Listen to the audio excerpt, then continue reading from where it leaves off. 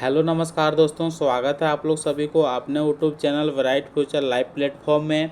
इस क्लास में हम लोग 3 टॉपिक को कवर करने वाले हैं, जिस टॉपिक से एसएससी जीडी एग्जाम में क्वेश्चन बार बार रिपीट हो रहा है। तो पहला टॉपिक है हरित क्रांति, दूसरा टॉपिक है वर्तमान में कौन क्या है, और तीसरा टॉपिक है राजवंश और संस्थापक, कौन सी वंश का संस्थापक किसने किया है। तो पहला क्वेश्चन स्टार्ट करते हैं हरित क्रांति से।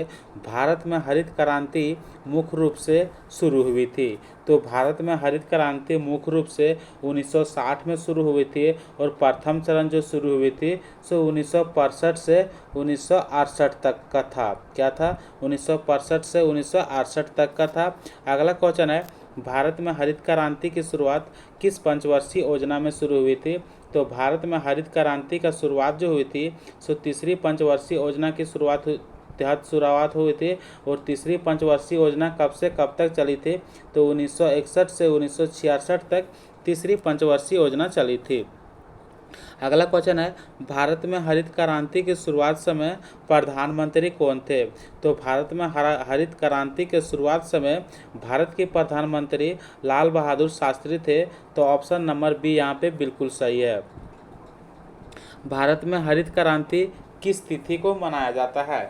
तो भारत में हरित क्रांति 25 मार्च को मनाया जाता है। तो ऑप्शन नंबर डी के साथ इसका आंसर होगा।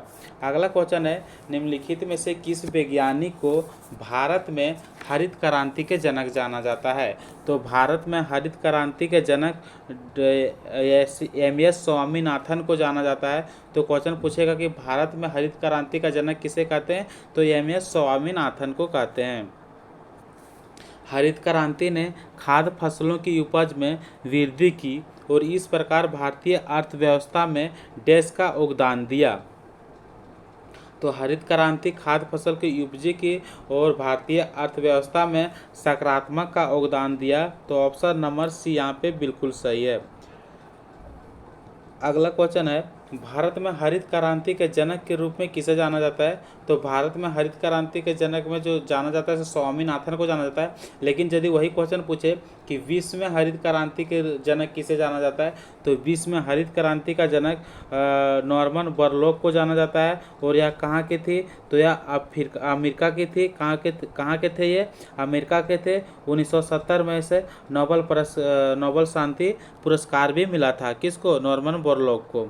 अगला क्वेश्चन है भारत में हरित क्रांति का उद्देश्य जो से क्या है। तो भारत में हरित क्रांति का उद्देश्य जो है सो राष्ट्रीय खाद्य सुरक्षा है।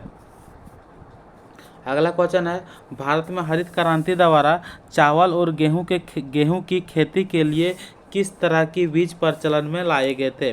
तो भारत में हरित क्रांति द्वारा चावल और गेहूं के खेती की प्रचलन के लिए HYVG प्रचलन में लाया गया था। HYV का फुल फॉर्म क्या होता है? तो हाई यील्डिंग वेराइटी इसका फुल फॉर्म होता है, हाई यील्डिंग वेराइटी। अगला क्वेश्चन है भारत में हरित क्रांति द्वारा चावल और गेहूं की खेती के लिए किस तरह का बीज प्रचलन में लाए गए थे। तो हरित क्रांति द्वारा चावल और गेहूं की खेती करने के लिए HYV बीज प्रचलन में लाए गए थे। तो ऑप्शन नंबर यहाँ पे बी बिल्कुल सही है। हरित क्रांति के पहले चरण में HYV बीजों का उपयोग अधिक समृद्ध राज्यों तक ही सीमित था। निम्नलिखित में से कौन इस सूची में नहीं था। तो हरित क्रांति के पहले चरण में जो HYV बीजों का जो उपयोग हुआ था सो पंजाब में हुआ था। उस समय पंजाब में शामिल था, आंध्र प्रदेश में शामिल था, तमिलनाडु में शामिल था, साथ में हरियाणा में भी शामिल था। यहाँ पे क्वेश्चन पूछा जा रहा है कि इस सूची में कौन शामिल नहीं था। तो कर्नाटक शामिल नहीं था। तो ऑप्शन नंबर डी यहाँ पे बिल्कुल आंसर सही है। अगला क्वेश्चन है निम्न में से कौन सी हरित क्रांति से उत्पन्न प्रमुख समस्या नहीं है। तो हरित क्रांति से उत्पन्न जो से प्रमुख समस्या नहीं, समस्या मतलब होता है प्रॉब्लम, कौन सी प्रॉब्लम नहीं है।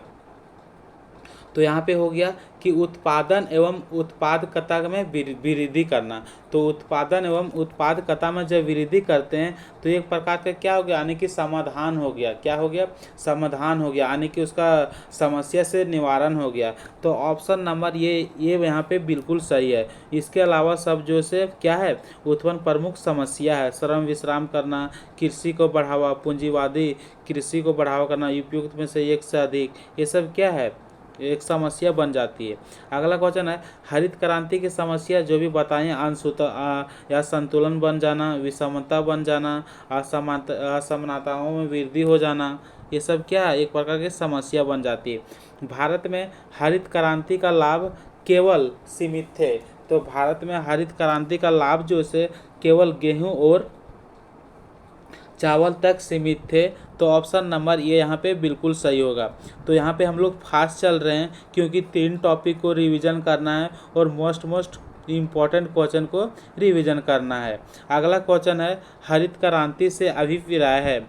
तो हरित क्रांति से क्या अभिप्राय है, तो इसमें यही है कि हरी खाद का उपयोग करना, उच्च उपज किस्म कार्यक्रम उपयुक्त में से कोई।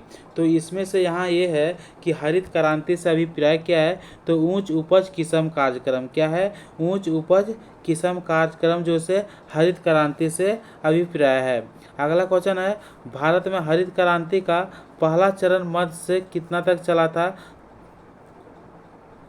तो इसका क्वेश्चन जो है, भारत में हरित क्रांति का पहला चरण जो चला था सो 1960 से कितना से चली थी, 1960 से 1970 तक, 1960 से 1970 तक। तो ऑप्शन नंबर सी यहाँ पे बिल्कुल सही है।